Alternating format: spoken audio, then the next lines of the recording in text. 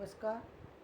MSG 6 प्रगतिशील कविता की प्रमुख प्रवृत्तियों में आज हम जानेंगे शोषित उत्पीड़ित जनता से जुड़ाव।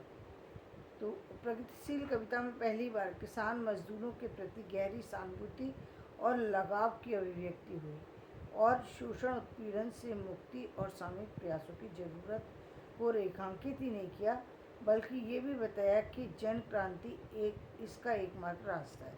यानी उस समय जो आवाज़ उठी उसमें एक तो ये मार्क्सवाद पूरा आ गया कि शोषण और शोषित जनता की आवाज़ को जो है वो उठाया गया।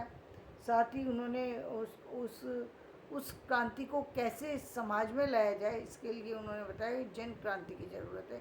इन्हें लोगों को एकजुट होकर के अपनी आवाज़ को बुलंद करने की ज़रूरत है, ये भी बताया। तभी हम इस जो शोषण हो रहा है इसको हम रोक पाएंगे। मुक्ति बोध ने इस संदर्भ में ये भी प्रश्न उठाया कि मध्य वर्ग को ये तय करना होगा कि संघर्ष में वो किस ओर है, और उन्होंने ये भी कहा कि पहले ये तय करना होगा, तब वो कोई व्यक्ति यदि आंदोलन में आना चाहता है तो वो तभी आए जब वो ये तय कर ले कि वो शोषित वर्ग की तरफ है या शोषण करने वालों की तरफ है।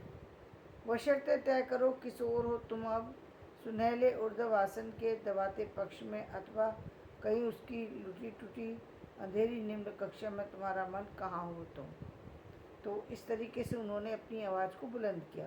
प्रगतिशील कविता के दौर में ऐसी बहुत सी कविताएं लिखी गईं जिनमें जनता की वेदना की ही अभिव्यक्ति ही नहीं थी, बल्कि उनकी संघर्ष क्षमता को भी वाणी दी गई कि वो कितनी हद तक संघर्ष सहते हैं, संघर्ष करते हैं और संघर्ष सहते हैं। यानी दो स्थितियाँ अलग अलग हैं। एक संघर्ष करते हैं, संघर्ष तो ये कि अब जैसे उन्होंने कहा था, दिखाया था कि तोड़ती पत्थर जो है वो कि भरी दोपहरी और उसमें एक महिला जो है वो जहाँ जब लोग कमरों में भी और सारी जगह में भी बेचैनी फील कर रहे हैं गर्मी के कारण से, उसमें एक महिला जो है वो गर्मी के जेठ की दोपहरी में और वो पत्थरों को तोड़ रही है बैठकर सड़क पर। और जहाँ सड़क गर्म है, सारी चीज़ें गर्म है, उसी में वो पसीना बहा रही है अपना तोड़ी। तो एक तरफ तो उनकी वो जो कार्य करते हैं, वो जो मेहनत करते हैं वो चीज़, और एक दूसरा संघर्ष क्या,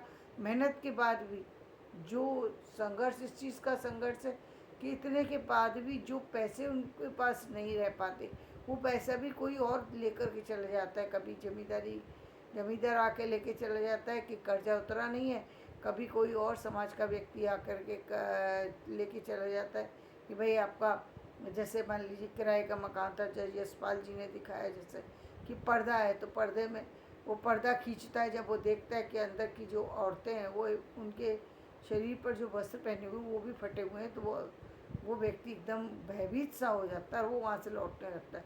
यानी इतनी खराब स्थिति लोगों की है कि वो आर्थिक स्थिति से की बात ही कैसे करें और कैसे अपने शोषण से मुक्ति की बात करें, जबकि वो हर तरीके से समस्याओं का समाधान करना चाहते हैं, लेकिन उनकी सामर्थ्य नहीं हो पाती। जब भी व्यक्ति कमज़ोर होता है तो वो अपनी आवाज़ को बुलंद करने में भी अक्षम हो जाता है।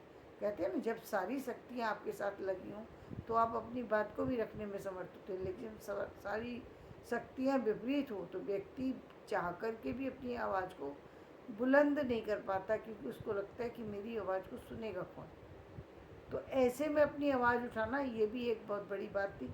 तो उस समय जो लोग जो थे उन्होंने अपने उस संघर्ष को भी बढ़ाया, यानी उस आवाज़ को जो सालों साल से दबी हुई थी उसको भी उठाने की उन्होंने कोशिश की।